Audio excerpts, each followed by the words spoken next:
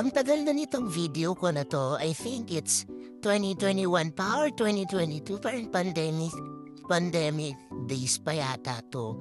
Pero nakikita ko kasi na ang dami pa ring nagko-comment dito sa video na 'to, and ano siya, ang dami ko pa ring notification. So ibig sabihin, ang dami pa rin nagse-search about, same topic siguro or same problem dito. So I think ang dami na rin namang mga phone techie ang nag-explain nito.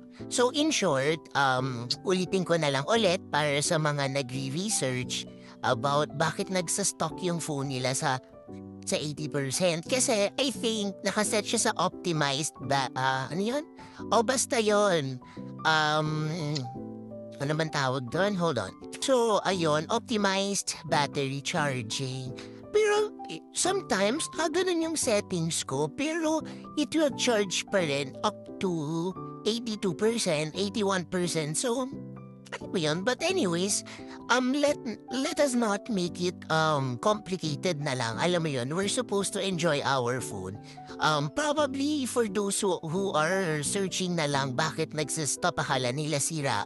I think because of that setting or because of that technology na it will like stop it dun sa 80% kasi nga optimized battery charging. So I suggest, which is very effective, and I've been using, not flexing or anything, I've been using an iPhone for so long, like since iPhone, basta yon. So a quick fix is to um make your phone calm down.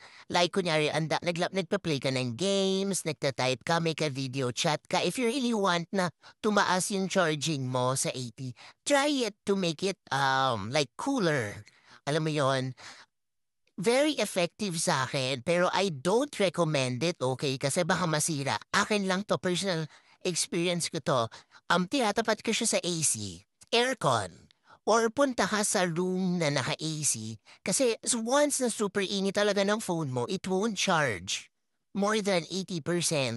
I think kahit na naka-optimize battery charging pa yan or whatsoever, just put it inside the room na cool or cooler. May AC, ganon. So, yeah.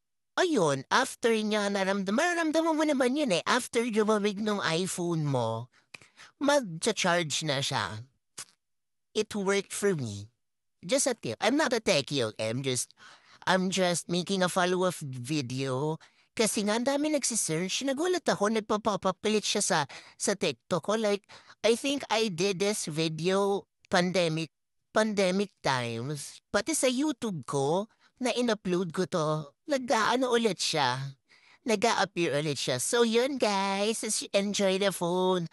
Tapat niyo lang si aircon, hindi yan sira. Oh, well, unless talaga super defective ng battery nyo, I'm out. But check niyo na yan. So yeah,